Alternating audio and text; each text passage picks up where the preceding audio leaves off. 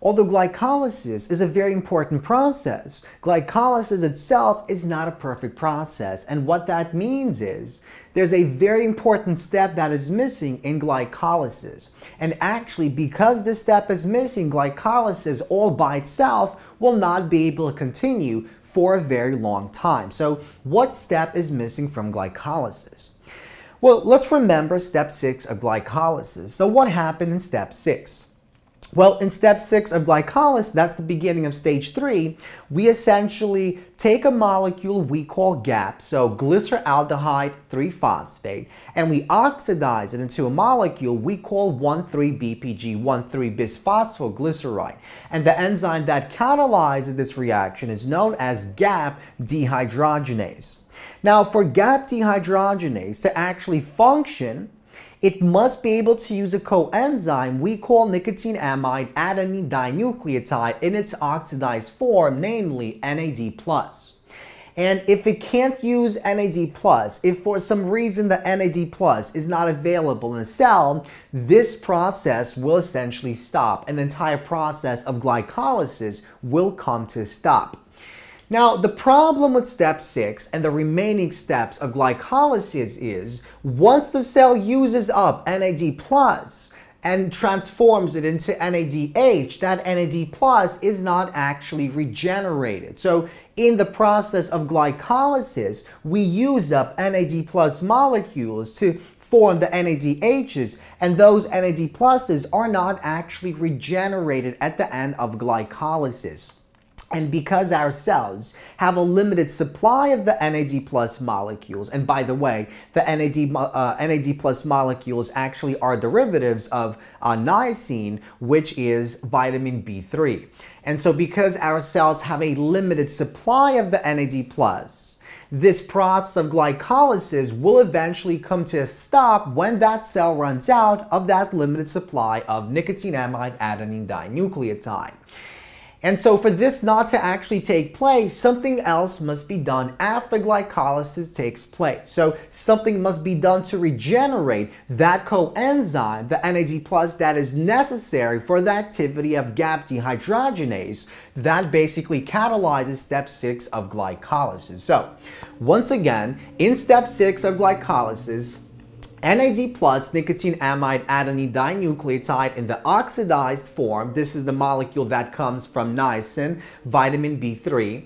Basically, this molecule acts as a coenzyme and helps GAP dehydrogenase to transform the GAP molecule, glyceraldehyde 3-phosphate, into 1,3-bisphosphoglycerate. And in this process, we see that NAD+ was used up and it was never actually regenerated in the remaining steps of glycolysis. And so this means that glycolysis basically depends on NAD+, and when the concentration of NAD+ basically runs out, the process of glycolysis will come to a stop and the cell will no longer be able to actually produce those ATP molecules. And the way that our cells fix the problem is by taking the pyruvate molecule and actually using that pyruvate molecule, metabolizing it to regenerate those NAD+ molecules. So in order for glycolysis to proceed over and over and over, the NAD+ must be regenerated. And so the cell regenerates the NAD+ by breaking down, metabolizing those pyruvate molecules produced at the end of glycolysis. Now, there are two major pathways. We have an aerobic pathway and an anaerobic pathway. Now, in aerobic, that simply means we're going to use oxygen. And in this particular case, the pyruvate molecules travel into the mitochondria, and there they're broken down into acetyl coenzyme A. And that molecule goes into the citric acid cycle, and that uses the electron transport chain to basically regenerate those NAD+ molecules. But we'll focus on that process in a future lecture. In this lecture, I'd like to focus on the anaerobic process. The anaerobic process takes place in the absence of oxygen. And our own cells and many other cells in nature use this specific type of process that we call fermentation.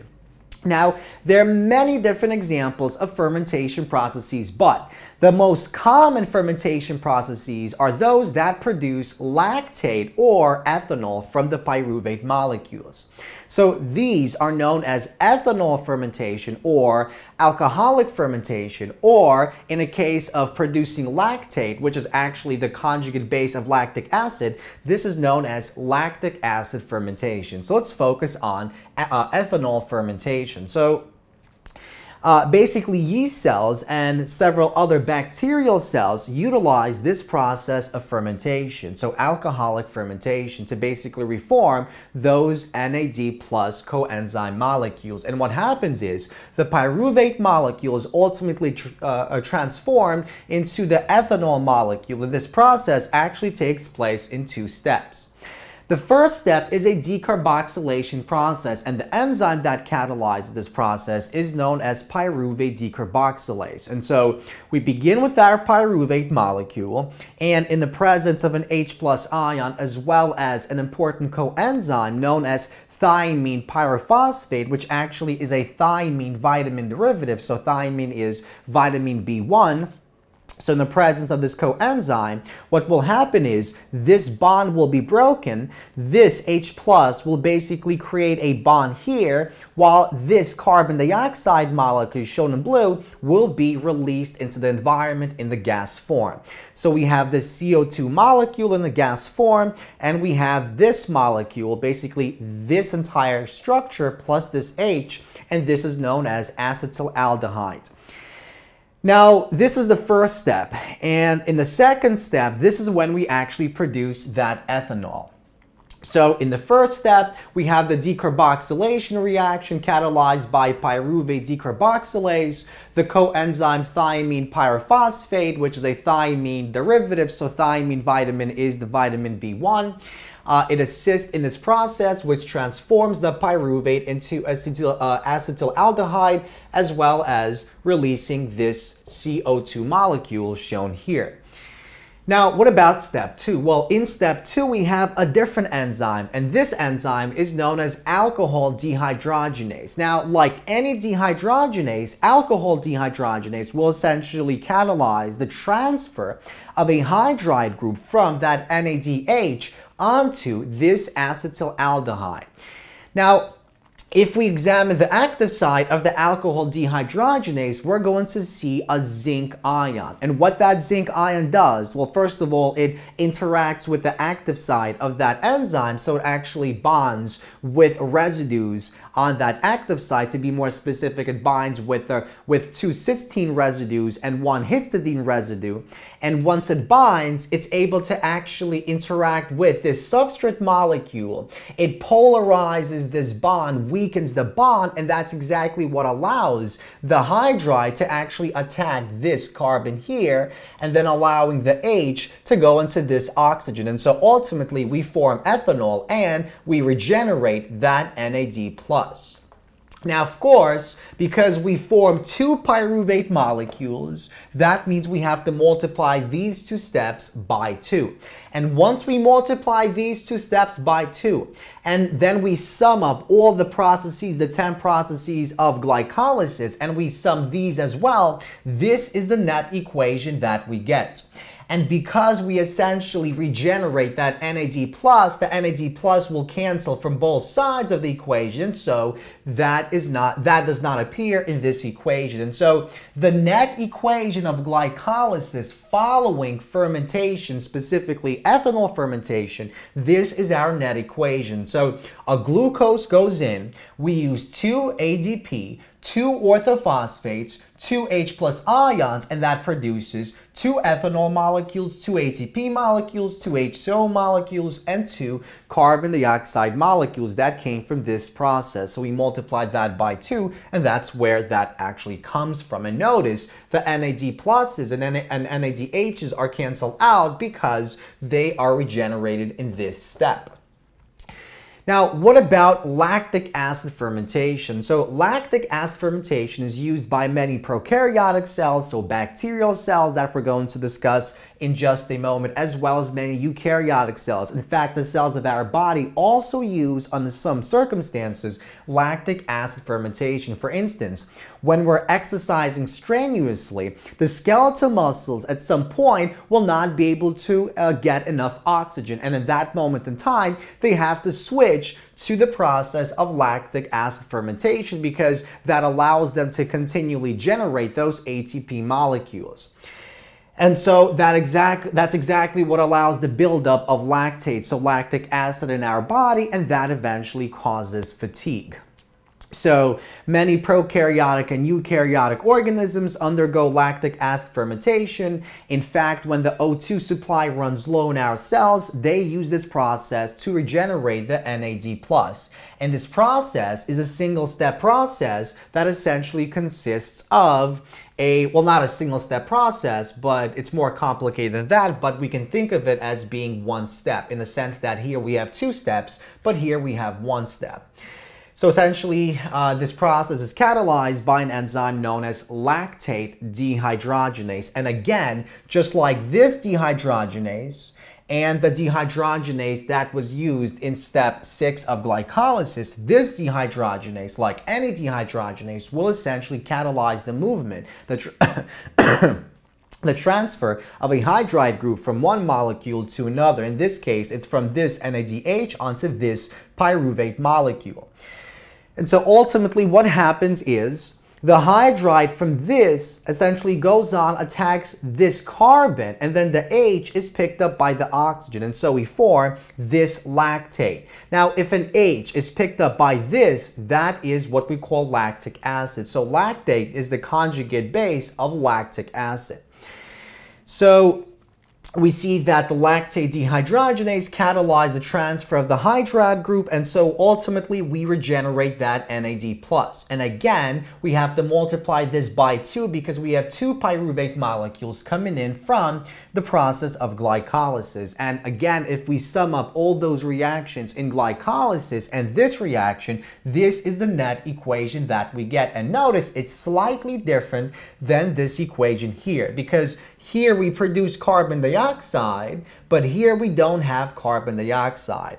And we also don't have the 2H+. So here it becomes glucose plus 2 ADP plus 2 orthophosphates produces 2 lactate, 2 ATP, and 2 water molecules. And as I mentioned just a moment ago, during strenuous exercise, our skeletal muscle cells may not receive an adequate supply of oxygen, and these cells will begin to undergo lactic acid fermentation to generate those ATP molecules quickly and effectively. And in that case, there's a buildup of lactate, so lactic acid, and that causes fatigue. Now, our own cells are not the only cells that utilize lactic acid fermentation. Many bacterial cells that infect our body and many other organisms utilize lactic acid fermentation. For instance, 3 important bacterial cells that utilize lactic acid fermentation to basically generate ATP are the following. So we have Clostridium tetani, Clostridium botulinum, and Clostridium perfringens. So Clostridium tetani is that bacterial cell that causes tetanus in humans, also known as lockjaw. We have Clostridium botulinum, which is actually the most toxic bacteria in the world. And interestingly, this is the same bacteria that is used for the plastic surgery we call Botox. So this is the same exact bacteria that is used to make us supposedly prettier.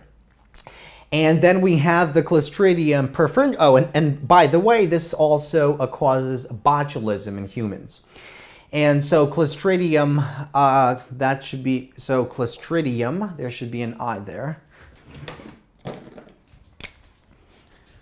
Clostridium. So Clostridium perfringens is the disease, is that bacteria that causes gangrene when we have wounds or some types of cuts. So these can be very, very dangerous bacteria. And these 3 types of bacterial cells essentially are obligate anaerobes. And what that means is they cannot survive in the presence of oxygen, and they only utilize fermentation to produce their ATP molecules. So the takeaway lesson from this lecture is the fact that glycolysis by itself is not a perfect process. And if it's left alone, then it will eventually end because it will run out of that supply of the coenzyme NAD+. And so to regenerate that NAD+ and to make sure that the NAD+ is continually used and glycolysis is continually taking place and producing ATP molecules in our cells, we have to metabolize the pyruvate.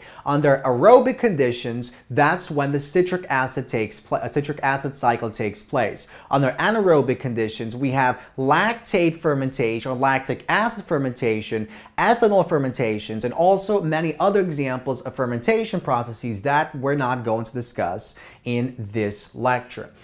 So in the next lecture, we're basically going to discuss how glucose molecules are not the only molecules that can undergo glycolysis. We have many other examples of sugars that can also enter the cycle of glycolysis, not as glucose molecules, but as something else.